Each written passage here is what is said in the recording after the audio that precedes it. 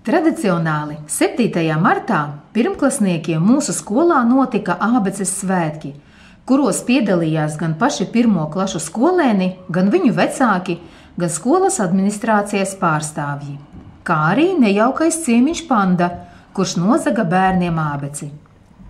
Lai atgūtu ābeci atpakaļ, pirmklasnieki burtu rūķa un burtu meitiņas vadībā gāja pa dažādām uzdevumu stacijām, kur izpildot doto Pandas uzdevumu, dabūja atpakaļ visu pa vienam burtiņam. Skolēniem nācās gan dziedāt dziesmas par kādu noteiktu burtu, gan skaitīt dzejoļus, gan dejot, gan salikt vārdus no zilbēm.